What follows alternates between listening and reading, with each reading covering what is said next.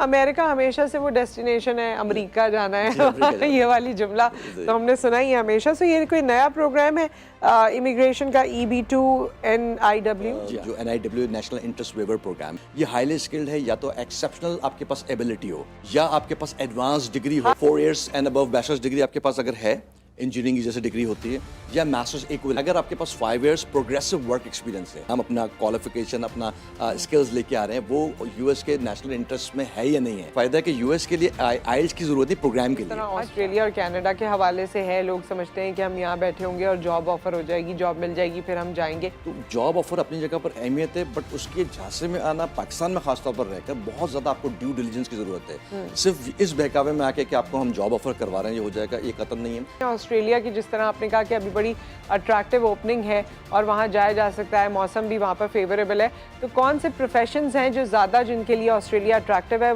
तो सिर्फ points calculate करके ही केस पुटअप करना तो वो मुनासिब नहीं। आपको हर तरह से अपनी रिक्वायरमेंट्स को प्रॉपरली देखना और उसको मीट करना ज़रूरी है। इसीलिए ऑस्ट्रेलिया थोड़ा सा टेक्निकल है।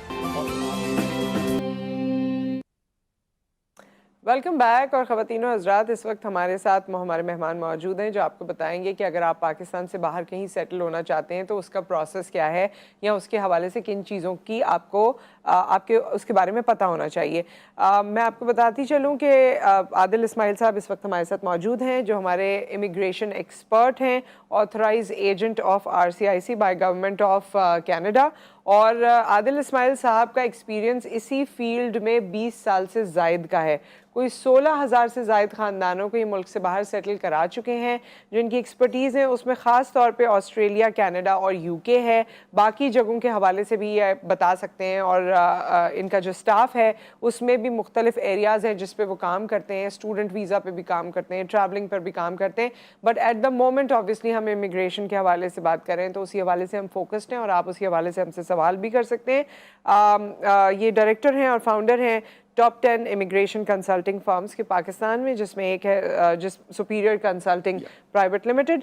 सो आदिल इस्माइल साहब को पहले भी हम यहाँ मदऊ कर चुके हैं और आज भी आप यहाँ तशरीफ़ फरमा है। और उसकी एक रीज़न ये है कि जो मैंने शुरू में कहा था कि आप मुस्तनद लोग चाहते हैं। जब लोग बाहर सेटल होना चाहते हैं तो वो ये कहते हैं, एक दूसरे से पूछते हैं कि भाई कोई ऐसा कंपनी बताओ या ऐसा एजेंट बताओ जो हमें सही गाइड करे, वरना 2-3 साल तो आपके रॉन्ग गाइडेंस में ही निकल जाते हैं और आपका जो प्राइम टाइम होता है वो वेस्ट हो जाता है।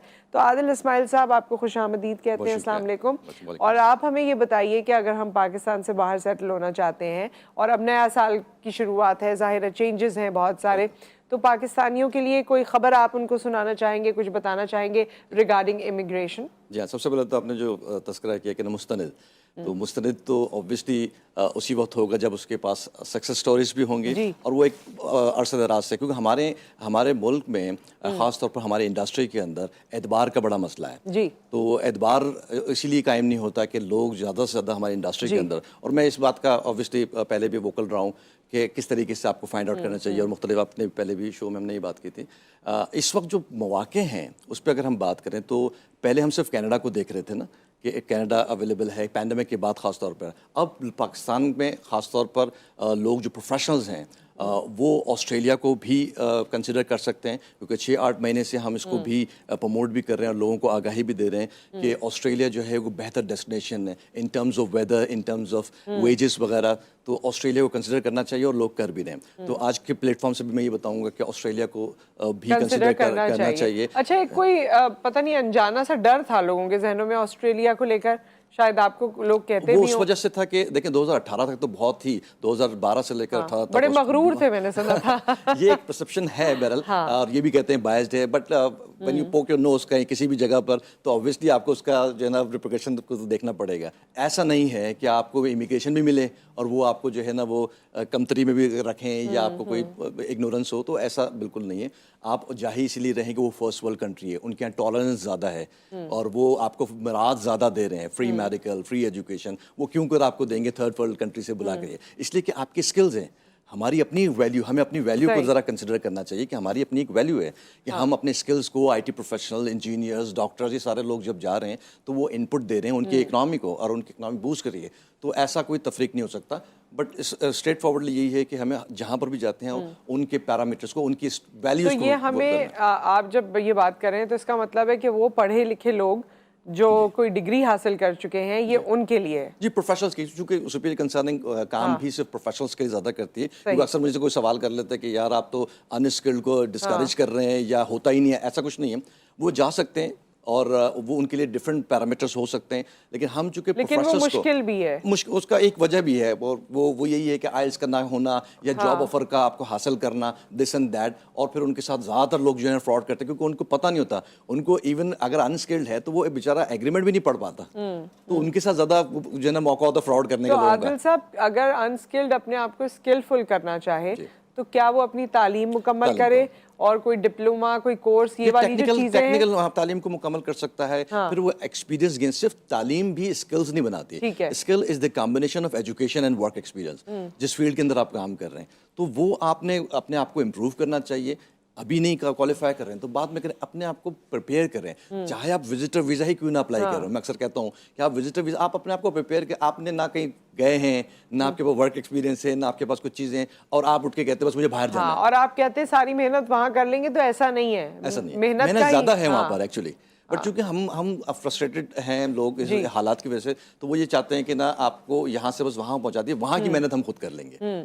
अच्छा, अमेरिका हमेशा से वो डेस्टिनेशन है, अमेरिका जाना है ये वाली जुमला तो हमने सुना ही है हमेशा से। ये कोई नया प्रोग्राम है इमिग्रेशन का, EB2 NIW? जी हाँ, EB2 है जो NIW national interest waiver program है। ये भी हाईली स्किल्ड के लिए, अगेन फिर ये होगा कि तो हमारे पास सवालात के आ जाता है कि ना वो लो स्किल प्रोफेशनल्स भी इसको अप्लाई करने के सोचते हैं। ये हाईली स्किल्ड है, या तो एक्सेप्शनल आपके पास एबिलिटी हो, या आपके पास एडवांस डिग्री हो। हाईली स्किल्ड से आपकी क्या मुराद है? मास्टर्स डिग्री हो? जी हाँ, वही एडवांस डिग्री आपके पास हो, ठीक है। 4 years and above bachelors degree आपके पास अगर है, इंजीनियरिंग की जैसे डिग्री होती है, या masters equivalent to the US master degree होना चाहिए। अच्छा, ठीक है। अगर 16 ईयर ऑफ एजुकेशन नहीं, 17 years एंड अबव, अच्छा, ठीक है, तो वो मास्टर्स इक्विवेलेंसी के ऊपर आ जाती है। एंड देन अगर आपके पास 5 years प्रोग्रेसिव वर्क एक्सपीरियंस है, जिसके अंदर आपको अवार्ड, रिवॉर्ड अपने पीयर से या ऑर्गेनाइजेशन से रिकमेंडेशन, साइटेशंस, पब्लिकेशंस, ये भी अगर हैं, क्योंकि ऐसे तो फिर हर बंदा क्वालिफाई करेगा। और उसमें आपको पिटीशन, यूएस के अंदर आपको पिटीशन फाइल कर, वर्ड ही पिटीशन है, एप्लीकेशन नहीं है जिस तरह से आप इमिग्रेशन पॉइंट बेस्ड। पिटीशन का मतलब ये है कि आपको अपने आप को मनवाना भी है, जज के सामने आप पिटीशन फाइल करते हैं ना, तो आपको इम्प्रूवमेंट और अपना वैल्यू कि आपका मेरिट क्या है, आप उस जो आपके इंडिविजुअल्स हैं वहाँ जाने की, तो आप उसको जो है वो अहल भी हैं, एबिलिटी है या नहीं है, और ऑन टॉप ऑफ इट कि वो यूएस जो आप अपना प्रोग्राम, अपना क्वालिफिकेशन, अपना स्किल्स लेके आ रहे हैं, वो यूएस के नेशनल इंटरेस्ट में है या नहीं है, तो ये पिटीशन वो अप्रूव करेगा, तब आपको मिलेगा। ऑल टुगेदर प्रोसेस जो है वो का तो वैसे बड़ा लंबा टाइम होता है। नहीं, ये चूंकि नेशनल इंटरेस्ट वेवर है, इसमें जॉब ऑफर नहीं है। एक और भी कंफ्यूजन यहाँ मैं क्लियर कर दूं कि अक्सर लोग चूंकि नहीं मालूम होता है, EB2 EB3 ये वर्क करता रहा है विद जॉब ऑफर के साथ, जिसमें पर्म सर्टिफिकेशन, आपकी जॉब सर्टिफिकेशंस को लेना जरूरी था, जॉब ऑफर जिसको हम कहना चाहिए कि लेना जरूरी था।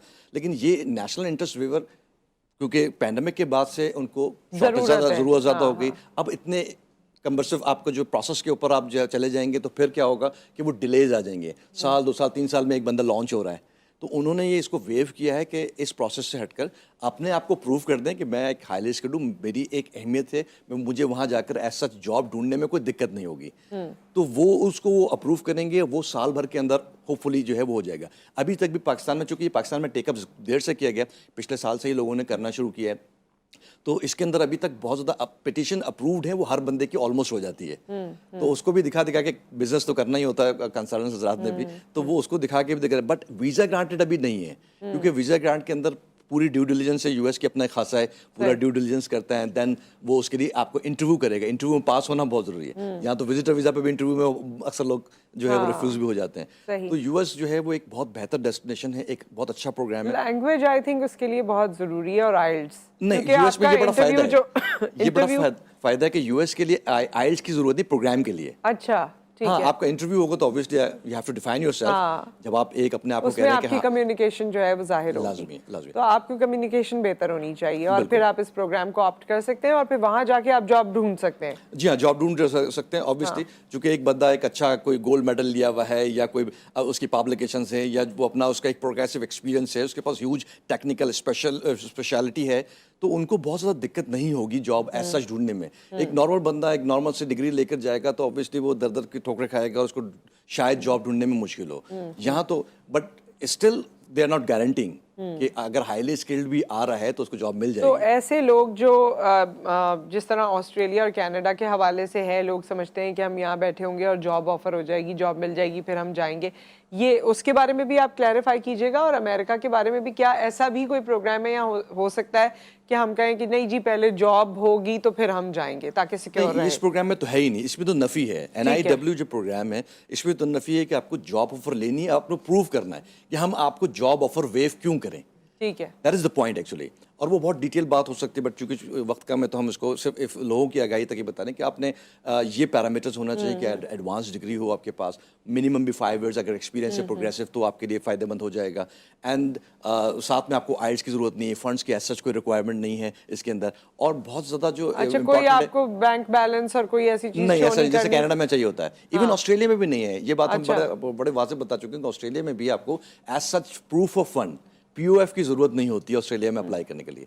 ऑल्दो कि आप ये कहना चाहिए कि ऑस्ट्रेलिया की अपनी फीस बहुत ज्यादा है, तो वो अपनी जगह पर, बट US के अंदर ऐसा कोई रिक्वायरमेंट नहीं है। इट्स टोटली डिपेंडिंग अपॉन आप कैसे हाउ यू प्रेजेंट योरसेल्फ और आप बिजनेस वाले भी जो है वो अप्लाई कर सकते हैं। बड़ी अहम बात है। ठीक है, अस्सलाम वालेकुम, पतोकी से कॉलर है। हम साजिद हुसैन हंजरा बोल रहा हूँ जी, मैं पतोकी से। सवाल है आपका कोई? जी, मेरा इनसे सवाल है कि हमारे जो नौजवान हैं जिनको थोड़ा सा चाह होता है ना, पंजाबी में कहते हैं ना, जिनको शौक उठता है कि हम बाहर जाएं, वहाँ पे काम करें और अच्छे पैसे कमाएं, लेकिन जो यहाँ पे एजेंट्स मुख्तलिफ किस्म के बैठे हैं, वो काफी एजेंट्स ऐसे हैं कि जो नौजवानों को ख्वाब बड़े दिखाते हैं लेकिन विजिट वीजा की पे भेज देते हैं, फिर वो वहाँ पे ज़लील होते हैं, उनके लिए बड़ी मुश्किलात होती है। स्लिप भी हो जाते हैं जो कि वहाँ जाओ और स्लिप हो जाओ, पूंजी जो होती है वो एजेंट खा जाता है। तो इस हवाले से मेरा सवाल है कि क्या ऐसे एजेंट को गवर्नमेंट को चाहिए नहीं कि वो ऐसे एजेंट के खिलाफ कोई कार्रवाई करे जो बगैर इस तरह के लोगों को झांसा दे करोड़ों लाखों रुपए कमा लेते हैं और वो बेचारे। ठीक है साजिद साहब, ठीक है, ऑन एयर बात करते हैं, बहुत शुक्रिया। अच्छा, ये बात है और ऐसे एजेंट भी हैं जो ये मशवरा देते हैं कि वहाँ जाओ तो बस स्लिप हो जाना, फिर उसके बाद खुद ही। और ये जैसे उन्होंने बात की साजिद साहब ने कि ना फ्रॉड जिसको जिस ज़िम्मे में आ रहा है, ये तो इस इंडस्ट्री का ही खास है। इसीलिए मैंने बड़ा स्टैंड आउट किया और ये बात भी लोगों की है कि एतबार बड़ा मुश्किल है और इसमें कानून सब बने हुए हैं लेकिन कानून तो इम्प्लीमेंट नहीं होता। हाँ, कानून साजी कोई नहीं होती, किसी को पकड़ा नहीं जाता, किसी से पूछा नहीं जाता। आप तो 20 साल से ज्यादा बिल्कुल ऐसे है। और अगर पकड़े भी जाएं तो आपको पता है फिर तो कोई सुनवाई ऐसा तो होती नहीं है, वो आराम से लोग उसके अलावा भी 2-4 और ऑफिस खोल लेते हैं। मतलब हमारे यहाँ तो ये भी होता है ना कि ना और देखो हम और भी कर सकते हैं तो हमारा कुछ भी नहीं होता। तो ये तो एक अलमिया है अपनी जगह पर, बट ऑब्वियसली इसका कोई हल नहीं है। आपको ड्यू डिलिजेंस करना चाहिए, आपको खुद अपने आप को एजुकेट करना, जिस तरह से हम एजुकेट कर रहे हैं उस लिहाज से भी। और कंसर्न्स के लिए तो बस यही कह सकते हैं कि ना तेरे वादे पे जिए हम तो ये जान झूठ जाना कि खुशी से मर ना जाते अगर एतबार होता तो यही हो सकता है, इसके अलावा तो कुछ नहीं हो सकता। सही। अच्छा, ऑस्ट्रेलिया की एक मेरा वो सवाल भी पेंडिंग रह गया कि कनाडा और ऑस्ट्रेलिया में जॉब ऑफर लेटर्स मिलना आसान है, मिल जाते हैं आप यहाँ बैठे हुए? कनाडा में हो, ऑस्ट्रेलिया हो, UK हो, कहीं पे भी जॉब ऑफर एक अपनी अहमियत है, ठीक है, लेकिन वो लेजिटिमेट तरीके से हो और लेजिटिमेट हो। अगर वो तो है तो तब तो आपके लिए बड़े फायदेमंद है और बहुत ज़बरदस्त है वो आपके लिए कि आपको या तो वर्क परमिट मिल जाएगा या जो कंट्रीज आपको इमिग्रेशन में आपको पॉइंट्स दिलवा रही हैं या आप प्रेफर कर रही हैं तो उसमें आपको फ़ायदा होगा। बट प्रॉब्लम अगेन वो ये है कि यहाँ से बैठकर जो भी देसी कंट्रीज़ में लोग बैठे होते हैं मैक्सिमम ये करते हैं कि वो जाली डॉक्यूमेंट्स बनाकर लोगों से पैसे ऐंठ लेते हैं। और यही वही जगह होती है क्योंकि इसको आप वेरीफाई नहीं करते। आम एक आदमी बिल्कुल लेमन है, उसको पता नहीं है, उसको दिखाया ABC कंपनी है और ये LMI। चूँकि नॉर्मली अगर देखा जाए कनाडा की भी खास तौर पर बात की जाए क्योंकि सबसे ज़्यादा कनाडा सेल आउट होता है जॉब ऑफर के मामले में, तो वहाँ पे भी देखे जाए तो वहाँ पर LMI एक प्रोसेस होता है, लेबर मार्केट इम्पैक्ट असेसमेंट आपने लेना होता है। उसमें पहले प्रूव करना होता है कि गवर्नमेंट को कि कैनेडियन यहाँ पर ऐसा अवेलेबल नहीं है, अब हम एलियंस को बाहर से जो है ना ले रहे हैं। तो वो एक प्रोसेस होता है, उसके बगैर नहीं होना चाहिए। तो जॉब ऑफर अपनी जगह पर अहमियत है, बट उसके झांसे में आना पाकिस्तान में खासतौर पर रहकर बहुत ज़्यादा आपको ड्यू डिलिजेंस की ज़रूरत है। सिर्फ इस बहकावे में आके कि आपको हम जॉब ऑफर करवा रहे हैं ये हो जाएगा, ये कतई नहीं है। और US को तो हमने वैसे ही आपको क्लियर कर दिया कि वहाँ थोड़ा रियलिस्टिक होने की जरूरत है। एक ब्रेक यहाँ पर आ गया, ब्रेक के बाद वापस आते हैं। ऑस्ट्रेलिया की जिस तरह आपने कहा कि अभी बड़ी अट्रैक्टिव ओपनिंग है और वहाँ जाया जा सकता है, मौसम भी वहाँ पर फेवरेबल है, तो कौन से प्रोफेशंस हैं जो ज़्यादा जिनके लिए ऑस्ट्रेलिया अट्रैक्टिव है, वो हम बात करेंगे right after this break. Welcome back. Adil Ismail साहब हमारे साथ मौजूद हैं। इमिग्रेशन के हवाले से आपसे तमाम जो आपके इब्हाम हैं या बातें हैं उसको क्लैरिफाई कर रहे हैं। लास्ट हमने पॉइंट डिस्कस जो किया था वो ऑस्ट्रेलिया के हवाले से था। कौन से प्रोफेशंस हैं जिनको ऑस्ट्रेलिया इस वक्त अट्रैक्ट कर रहा है? ऑलमोस्ट सारे ही हैं ऑक्यूपेशन, लेकिन जो इस वक्त प्रायोरिटी पे है वो टीचिंग है और अच्छा, टीचिंग है। यस यस, नर्सेस है जिसको प्रायोरिटी पे रखा है उन्होंने। बाकी अपनी जगह पर भी ऑक्यूपेशन इन डिमांड हैं, स्टार्टिंग फ्रॉम इंजीनियर, जितने भी इंजीनियर्स हैं, even financial investment managers and advisors, bank branch managers, ये वो हैं जो कई जगह पर नहीं होते हैं, लेकिन ऑस्ट्रेलिया के अंदर ये माने जा रहे हैं और मांगे जा रहे हैं। तो इसके अलावा आपके आईटी प्रोफेशंस अपनी जगह पर ही हैं और बहुत सारे आर्किटेक्चर्स हैं। तो एक तवील लिस्ट है ऑस्ट्रेलिया के जिस पे हम अप्लाई कर सकते हैं। बट एक बहुत कॉमन बात है जो मैंने एक जगह पर बताई भी है लोगों को कि कॉमन मिस्टेक लोग करते हैं ऑस्ट्रेलिया के मामले के अंदर। वो सिर्फ 65 पॉइंट्स कैलकुलेट करके समझते हैं कि हम एलिजिबल हैं। 65 पॉइंट्स कैलकुलेट करना ठीक है, अपनी जगह पर है कि आप एज, एजुकेशन, एक्सपीरियंस के अंदर, लैंग्वेज के अंदर ये आप कैलकुलेट करते हैं। बट हर ऑक्यूपेशन की अपनी स्किल असेसमेंट रिक्वायरमेंट है। फॉर एग्जांपल हम अकाउंटेंट की बात करते हैं, पाकिस्तान से अकाउंटेंट एक एमकॉम भी होता है हमारे यहाँ, बीकॉम भी बन जाता है, ठीक है ना। एमए वाला भी कोई होगा तो हो जाएगा, एमबीए वाला भी होगा तो हो जाएगा। लेकिन ऑस्ट्रेलिया को चाहिए कि 9 कोर सब्जेक्ट्स जो है उनकी असेसिंग बॉडी है, आईपीए, आईसीए, सीपीए, ये 3 बॉडीज उसको इवैल्यूएट करती हैं और उनकी अपनी अपनी फीस भी है अपनी जगह पर। तो वो कहते हैं कि 9 कोर सब्जेक्ट्स जो हमने मेंशन किए हैं, इसमें taxation law, basic accounting, this and that, वो सारे आपने देखने होते हैं। वो हमारा एमकॉम एमबीए वाला नहीं क्वालिफाई करता। उसके लिए आपके पास चार्टर्ड क्वालिफिकेशन होना चाहिए, सच एज एसीए, एसीसीए और सीए, इस तरह की जो है होना चाहिए। और साथ में फिर आपको एकेडमिक IELTS 7 नहीं चाहिए। सवाल आ जाता है लोगों का कि भाई वो तो जनरल होते हैं, आप तो एकेडमिक बनाने। तो हमारी रिक्वायरमेंट नहीं है, ये रिक्वायरमेंट सेट की है स्किल असेस। तो हर स्किल, आईटी वाला आएगा तो उसकी बॉडी है ACS, Australian computer society. Engineers की है तो ई है, इंजीनियरिंग ऑस्ट्रेलिया, और उसकी हर किसी की रिक्वायरमेंट डिफरेंट है। तो सिर्फ पॉइंट्स कैलकुलेट करके ही केस पुटअप करना तो वो मुनासिब नहीं। आपको हर तरह से अपनी रिक्वायरमेंट्स को प्रॉपरली देखना और उसको मीट करना ज़रूरी है। इसीलिए ऑस्ट्रेलिया थोड़ा सा टेक्निकल है और आपको हर जगह पर गली कूचों में ऑस्ट्रेलिया के कंसर्न नहीं मिलेंगे। अच्छा, क्योंकि उसको समझना इतना आसान नहीं होता। आसान नहीं है। तो कम से कम भी कोई है IELTS के हवाले से कम इतना 6 बैंड जो है वो एक स्टैंडर्ड है। 6 बैंड इन ईच होना चाहिए। रीडिंग, या राइटिंग, पीटीई कर लें। ऑस्ट्रेलिया में तो ये भी खास बात है ना कि आप IELTS करें, पीटीई करें, CAE करें, आप टोफल कर लें, ये सारे एक्सेप्टेबल हैं। और ऑन टॉप ऑफ इट सबसे इंपॉर्टेंट ये है कि ये लैंग्वेज असेसमेंट 3 साल के लिए एक्सेप्टेबल है, whereas ये 2 इयर्स वैलिडेट होती है। अक्सर लोगों को तो ये पता होता है ये 2 इयर्स वैलिडेट है, लेकिन ऑस्ट्रेलिया का खासा ये है कि वो 3 साल तक एक्सेप्ट कर लेता है कि इवन आपका एक्सपायर हुआ हुआ भी है। तो आपको ये फवायद मिल जाते हैं कि ऑस्ट्रेलिया के अंदर डिफरेंट है। और जैसे मैंने कहा कि POF नहीं है आपका, प्रूफ ऑफ फंड्स नहीं है। हाँ, फीसेस कनाडा से और डिफरेंट कंट्रीज से 2 से 3 गुना ज़्यादा है जो आपको गवर्नमेंट को आपको देनी है। मिसाल के तौर पर टैक्सेस वगैरह नहीं, जो फीस है अप्लाई करने, माइग्रेशन लेने के लिए आपको जो फीस है, मिसाल के तौर पर स्किल असेसमेंट की अपनी फीस है, वैरी करती है $500 टू $1,000 एंड अबव डॉलर्स, मुख्तलिफ बॉडीज़ की मुख्तलिफ फीस है। लेकिन जब आप अप्रूव होते हैं, आपको इन्विटेशन टू अप्लाई जब मिलेगा, आप अपनी माइग्रेशन एप्लीकेशन जब जमा करेंगे तो आपको $4240 ऑस्ट्रेलियन डॉलर्स। अब आपको पता है कि ऑस्ट्रेलियन डॉलर्स भी कहाँ तक पहुँच चुका हुआ है, $4240। Oh my God. तकरीबन आप एक बंदा दे रहा है, वो तकरीबन 6.5-7 लाख रुपए से ऊपर बन जाएगी आजकल, ठीक है। और उसका हाफ मिसेस और उसका हाफ पर चाइल्ड। तो आप बताएं कि कहाँ तक बात जाएगी। और फिर किसी गरीब को भी आप कुछ पैसे देंगे उसको काम कराने के लिए। तो ये भी जो है गरीब के पैसे तो फिर निकल ही आएंगे बीच से जी। तो ये है कि हाँ, ये एक लंबा चौड़ा खर्चा है, वो आपको देखना पड़ेगा उसमें। इन कंपैरिजन यूएस का कंपैरिजन ऑब्वियसली मैंने कहा कि हर बंदा नहीं क्वालिफाई करेगा, लेकिन जो क्वालिफाई कर सकता है, जो ट्राई कर सकता है, जो जिसका वकील बहुत अच्छा तगड़ा है और वो ज़्यादा अच्छी पिटिशन को फाइल कर सकता है। जैसे हमने जब स्टार्ट किया 20 साल से काम करें highly skilled migrant program, global talent program, ये उसी का ऑलमोस्ट स्टडी के तरीके का प्रोग्राम है। तो हमारे पास ज़्यादा एक्सपीरियंस है इसको, how to portray, how to represent the application. अब अच्छा, ये बल्कि मैं इसमें देख भी रही थी, आपने ऑस्ट्रेलिया के हवाले से जब आप बता रहे हैं तो उसमें आपको कोई प्रूफ ऑफ फंड्स नहीं चाहिए, यानी बैंक स्टेटमेंट नहीं चाहिए और कुछ नहीं चाहिए। अमेरिका के लिए चाहिए, अमेरिका के लिए भी एज सच नहीं चाहिए। लेकिन देखिए, एक कॉमन सेंस ये है कि आपको अपने लिए तो चाहिए ही ना। आप सेटलमेंट के लिए जा रहे हैं और आप कहें कि मेरे पास जीरो मनी है, डजंट मेक एनी सेंस। आपके पास कुछ ना कुछ अपना होना चाहिए, उसकी कोई, हाँ ये जरूर कहा जा सकता है कोई लिमिटेशंस ये गवर्नमेंट ने कोई नहीं लगाई हुई है। सेम एज यूएस की भी अगर हम बात करें तो वहाँ पर भी आपको सिर्फ अपनी पिटिशन अप्रूव करा के वहाँ जाना है। उसमें बिजनेसमैन भी जो अच्छा सक्सेसफुल बिजनेसमैन है, जो जॉब्स क्रिएट कर सकता है, वो भी इस प्रोग्राम को हासिल कर सकता है। इसमें लंबी चौड़ी फीसेस भी नहीं है ऑस्ट्रेलिया की तरह। तकरीबन आप ये समझ लीजिए कि आपको क्वालिफिकेशन असेसमेंट करानी है, पिटिशन फाइल करनी है, ऑलमोस्ट लेकिन वहाँ $1000 जाने तक का आपने खर्चा आपके पास होना चाहिए ना। वो यू तो नेवर नो आपको जॉब कब मिलेगी, हाँ वो या तो है कब आप अपने उसकी स्ट्रीम में आएंगे। वहाँ जाने के लिए आपके पास, और फैमिली के साथ जा ऐसा रहे हैं, हरगिज नहीं कि आप एयरपोर्ट से उतरे हैं और आपको एक बहुत अच्छी सी तैयार हुई हुई जॉब तैयार खड़ी हुई हो। यू ये तो हैव पॉसिबल नहीं, to you have to struggle. Start Yeah. From the scratch. Yes, तो वो आपको माइंड में बनाना होगा। हमारे साथ कॉलर हैं, अस्सलाम वालेकुम।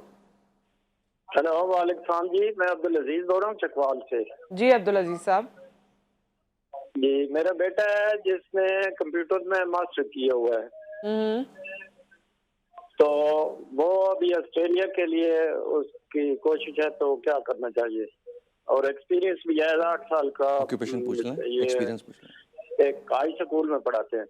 आपने बताया कंप्यूटर्स की उसकी तालीम है, मास्टर्स उसमें किया हुआ है। 11 साल का एक्सपीरियंस 11 किस साल। चीज में?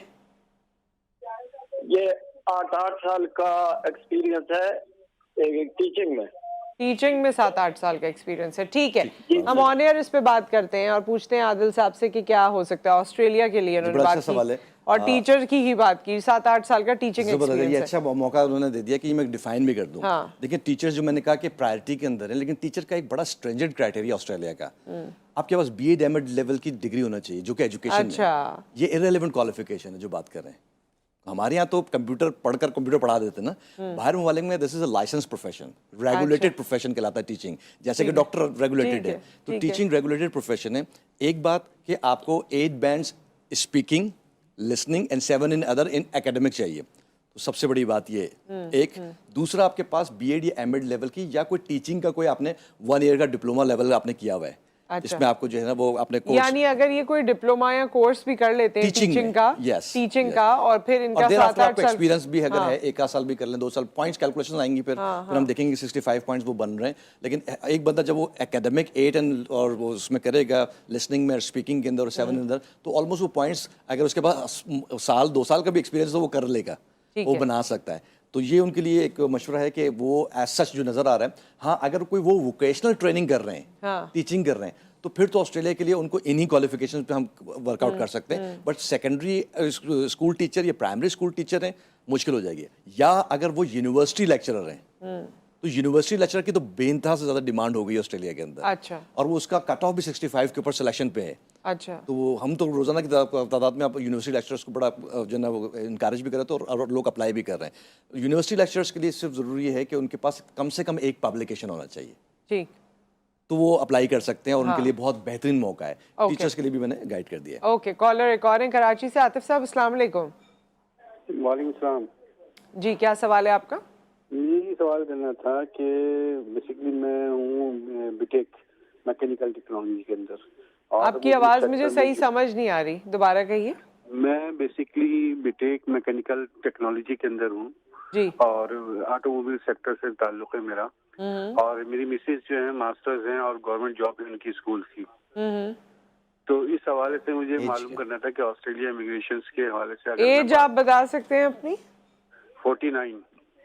ठीक है, ऑन एयर बताएंगे? ऑन एयर बताते हैं, बिल्कुल बताते हैं आपको। आतिफ साहब 49 के ऊपर स्किल्ड इमिग्रेशन नहीं होती है, पॉसिबल नहीं है, और इसलिए जो है वो आपको दूसरे कुछ जो है देखने पड़ेंगे ऑप्शंस लाइक इन्वेस्टमेंट के या बिजनेस इमिग्रेशन के हवाले से।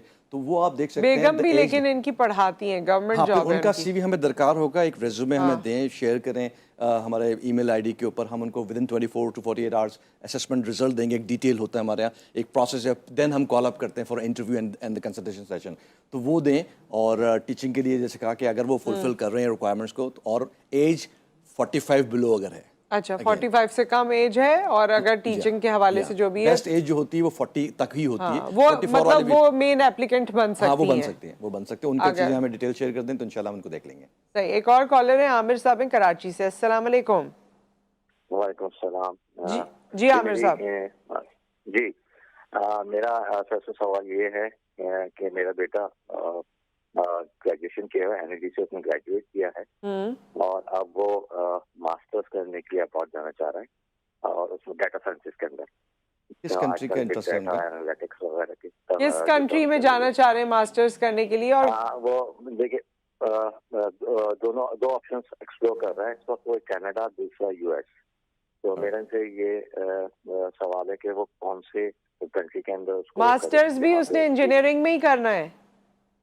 मास्टर देखिए उसने BS किया है NLD से। हाँ, तो अब मास्टर्स किस में करना है? या वो ओपन है किसी में भी करना है? अच्छा, देखिए मेरा मशवरा तो ये होगा, ठीक है, अव्वल तो ऑन एयर उनसे- बात कर लेते हैं। उनसे थैंक यू। हम आपको पूछ लेंगे जब वो हमें रब्ता करते हैं कि वो उनका डिसिप्लिन क्या इंटरेस्ट है। लेकिन मेरे नज़दीक उनको इंजीनियरिंग मैनेजमेंट में, जिसका वास्ट स्कोप भी है और आपको जॉब्स वगैरह के अंदर भी फ़ायदा होता है। और चूज़ करें कनाडा को चूज़ करने का मकसद इसलिए भी है कि आगे जाकर आपको परमानेंट रेजिडेंसी मिल जाती है, आसान हो जाती है। जो भी लोग वहाँ पर पढ़ते हैं, एक तो पोस्ट स्टडी वर्क आपको मिल जाता है, PSW, वो 2 साल का आपको वहाँ मिल जाता है। जब आप वो कंप्लीट करेंगे तो आप जो कनाडा के अंदर रहकर इमिग्रेशन अप्लाई कर सकते हैं as a Canadian experience class के अंदर भी, और डिफरेंट रूट्स भी मौजूद हैं। तो सबसे बेस्ट है, US के अंदर भी आप स्ट्रगल करते हुए पाए जाएंगे, क्योंकि आपको आगे आपको इमिग्रेशन रूट एज सच नहीं मिलेगा। सही, लेकिन तो कनाडा में तो कनाडा एक बेस्ट रूट है, वहाँ पर अप्लाई करना लेकिन कनाडा में जो इतने सारे पैसे देने पड़ रहे हैं वो आजकल। हर जगह है। स्टडी में तो आपको बहुत पैसे देने पड़ेंगे किसी भी जगह पर। और वो इटली मैंने सुना है आजकल के थोड़ा सा वहाँ पर कम है। हाँ, देखिए यूरोप की कंट्रीज है, इटली है, फिनलैंड है, जर्मनी है। जर्मनी में चले आपको ब्लॉक अकाउंट कराना पड़ता है। इटली वगैरह ऐसे यूरोपियन कंट्रीज हैं, और ख़ासतौर पे आजकल रुझान भी है कि यूरोप में चला जाए और वहाँ पढ़ा जाए। अगर कोई पढ़ ले और फिर वहाँ पर वो पोस्ट स्टडी वर्क भी करे, एंड देन आपके पास 28 कंट्रीज से ज़्यादा आपको जो है वो ममालिक मिल जाएंगे यूरोप के, जहाँ पर आप स्विच कर सकते हैं। जैसे आप जर्मनी में चले जाएं तो जॉब सर्च भी ले सकते हैं, ब्लू कार्ड आपको मिल जाएगा। आप ऑस्ट्रिया में चले जाएं, रेड वाइट एंड रेड आपको कार्ड आपको मिल जाएगा। तो मौके बहुत सारे हैं आपके पास। पोर्चुगल ने इस वक्त जो है वो अनाउंस किया हुआ है कि जॉब सीकर वीज़ा, तो ये जॉब सीकर वीज़ा बड़ा एक पॉपुलर हो रहा है। वो 4 मंथ्स का है, इनिशियली मिलेगा, 2 मंथ्स एक्सटेंडेड है, 6 मंथ के अंदर है। बट जब जाएं आप और सीख करें जॉब, जॉब सीकर है। ये जर्मनी भी देता है, बहुत ज़माने से दे रहा है। अच्छा, 6 साल से ज़्यादा हो गया। क्या वहाँ जाएं और खुद एक्सप्लोर करें? 6 मंथ इनफ होते हैं, क्योंकि 6 मंथ आपने अपने आप को भी तो पालना है। बिल्कुल, कि आपने बिल्कुल। ढूंढनी जॉब, एकोमोडेशंस देखनी है। लेकिन अपॉर्चुनिटी होती है फॉर स्किल प्रोफेशन, जो लोग हैंडल कर सकते हैं ये स्ट्रेस को, इस प्रॉब्लम को, चीज़ों को। वंस जॉब आपको मिल जाए तो ऑब्वियसली लाइफ आसान है। फिर परमानेंट रेजिडेंसी की जो सिलसिले बन जाएंगे आपको, चाहे जाए कि वो आपको 6 साल में मिले, 7 साल में मिले, लेकिन आपका जो ये ड्रीम है कि आपको एक सेकंड नेशनैलिटी या परमानेंसी मिल जाए, वो यूरोप के अंदर बहुत आसानी से हो सकती है। वो हो सकती है। और अगर आप इस तरह से, और कभी हम करेंगे आपके साथ स्टूडेंट वीजा पे भी बात, जिसमें आप सारा कुछ बताइएगा। आज तो हम ओवरऑल इमिग्रेशन की बात करें। बात यह है कि हमने तो ये एक सेशन कर लिया है आदिल साहब के साथ। Thank you so much Adil साहब। और हमने तमाम इनके कॉन्टैक्ट डिटेल्स जो हैं वो स्क्रीन पर चला दिए हैं। अगर आपने अभी मिस हो गया है तो आप हमारा प्रोग्राम YouTube पर अपलोड होगा, उस वक्त भी देख सकते हैं। और फिर आप इनसे जितने भी राब्ते के तरीके हैं उससे राब्ता कर सकते हैं। कराची में तो इनके दफ्तर भी जा सकते हैं, नहीं है किसी और शहर में तो आप इनसे ईमेल पे राब्ता कर सकते हैं, फ़ोन पे, व्हाट्सएप पे। तमाम डिटेल्स हमने आपको बता दी हैं, तो आप इनसे राब्ता कीजिए और फिर आप असेस करवा लीजिए कि आप कितने पानी में हैं और आपके लिए क्या अपॉर्चुनिटीज़ हैं। विद दैट आपसे फिर मुलाकात करेंगे। टेक केयर, अल्लाह हाफ़िज़।